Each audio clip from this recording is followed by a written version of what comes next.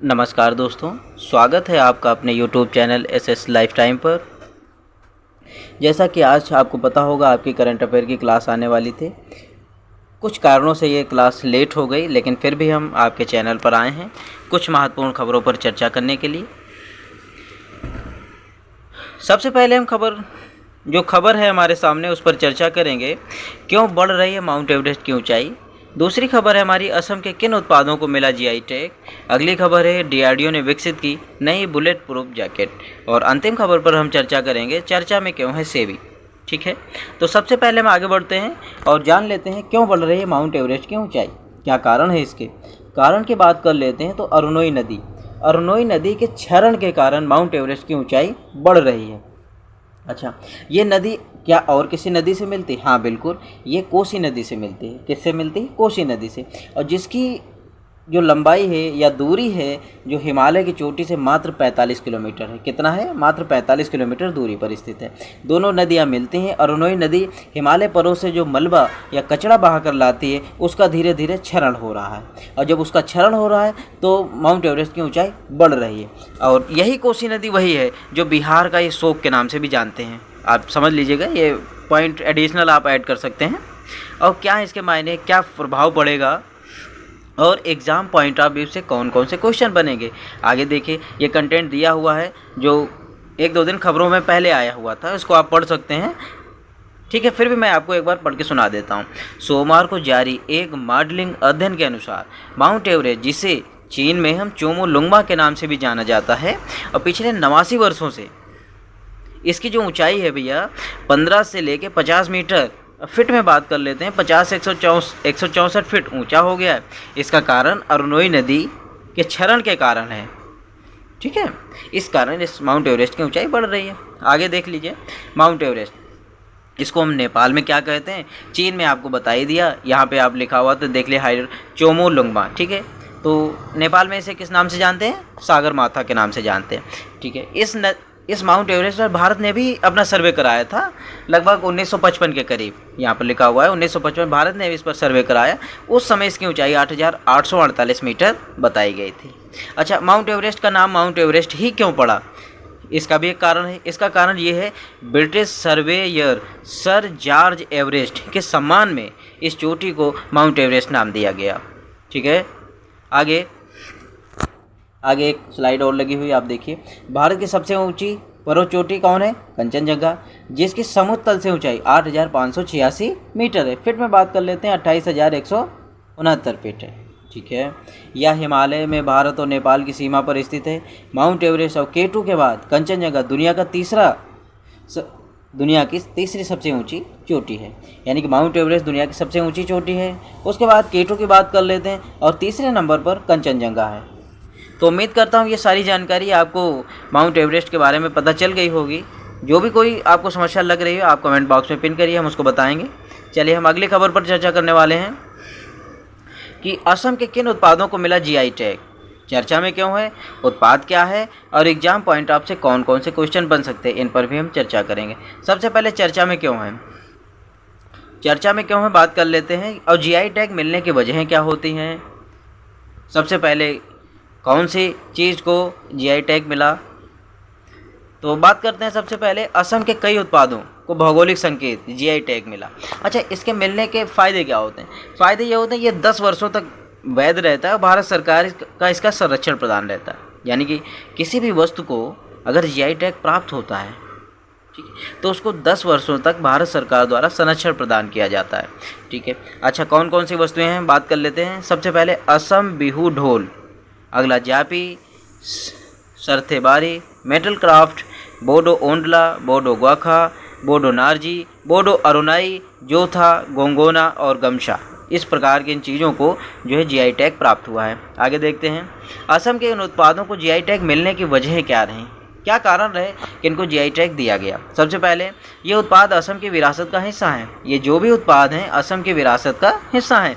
इन उत्पादों में करीब 1 लाख लोगों को सीधे मदद मिलती है। यानी कि इन उत्पादों से असम के लगभग 1 लाख लोगों को सीधी मदद प्राप्त होती है।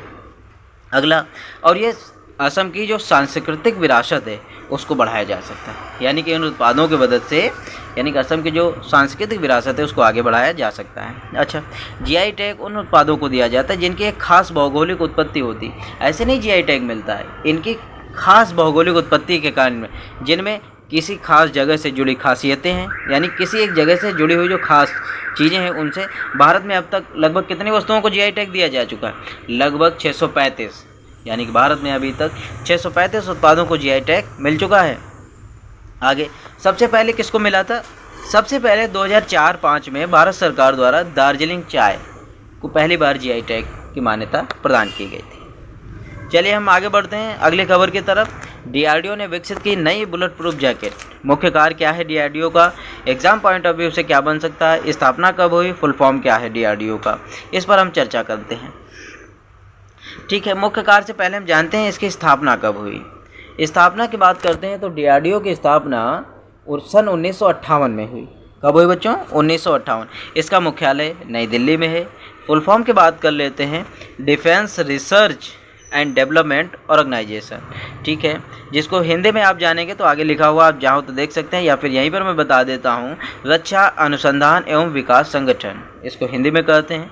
ठीक है, अब यहाँ पर हम कार्य की बात करते हैं। कार्य की बात करने के लिए आप यहाँ देखिएगा, स्लाइड लगी हुई है, आप अच्छे से पढ़ सकते हैं, नहीं पढ़ सकते फिर भी मैं आपको एक बार बता देता हूँ अच्छे से। इसका कार्य की बात करते हैं, भारत को अत्याधुनिक रक्षा प्रौद्योगिकियों से लैस करना और रक्षा प्रौद्योगिकियों में आत्मनिर्भरता हासिल करना। इसके अलावा डीआरडीओ के कुछ और प्रमुख कार्य हैं।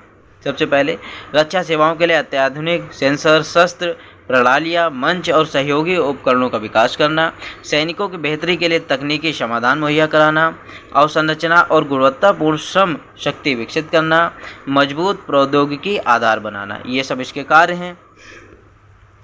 आगे बात करते हैं डीआरडीओ रक्षा मंत्रालय का। ये किसके अधीन कार्य करता है? ये एक रक्षा मंत्रालय का एक सैन्य अनुसंधान और विकास विंग है, जिसका मुख्यालय आपको पता ही है सबको, दिल्ली में है। इसकी स्थापना 1958 में हुई। ठीक है, ये आप पढ़ लीजिएगा आगे।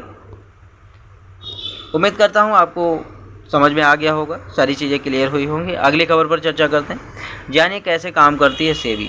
सेबी के काम क्या है, मुख्य कार्य क्या है, एग्जाम पॉइंट ऑफ से क्या महत्वपूर्ण चीज़ें हैं इसमें, स्थापना कब हुई और फुल फॉर्म क्या है।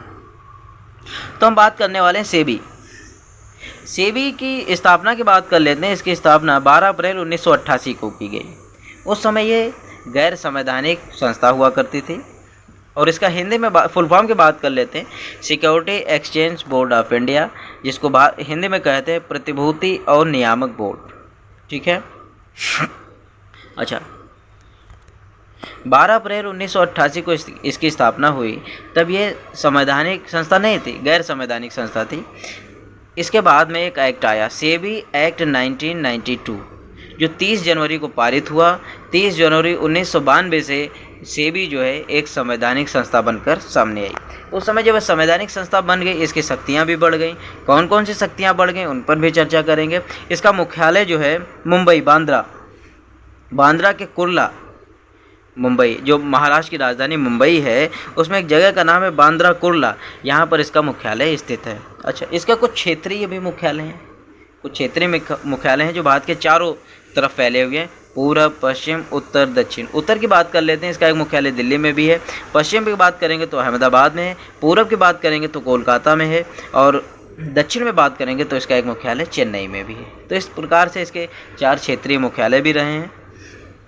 इसमें कार्यरत कर्मचारियों की बात कर लेता हूं तो कार्यरत कर्मचारी इसमें वर्तमान में 525 हैं। इसके कार्यकारिणी के जो मुखिया हैं वो इस समय माधुरीपुरी बुच जी हैं, जो पहली महिला बनी है जो सेबी की डायरेक्टर हैं। ठीक है, कार्य की बात कर लेता हूं।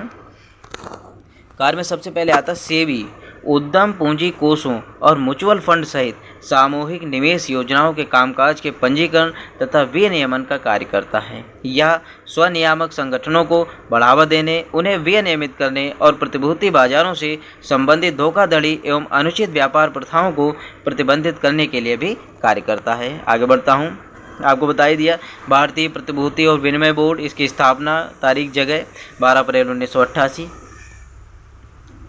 फुल फॉर्म भी आपने जान ही लिया, 30 जनवरी 1900 वैधानिक मान्यता मिल गई थी, मुंबई में है मुख्यालय इसका, ये भी जान लिया। आगे बढ़ लेते हैं, सेबी के बारे में कुछ और खास बातें। कौन कौन सी हैं आइए। सेबी भारत सरकार के वित्त मंत्रालय के प्रशासनिक क्षेत्र में आता है। सेबी जो है भारत सरकार का जो वित्त मंत्रालय है के प्रशासनिक क्षेत्र में आता है। सेबी निवेशकों के हितों की रक्षा करता है और प्रतिभूति बाजार को नियंत्रित करता है। सेबी बाजार की गतिविधियों पर नज़र रखता है और विनिमय करता है। आगे, सेबी विनियमों का पालन सुनिश्चित करता है और नियमों का उल्लंघन करने पर सजा सुनाता है।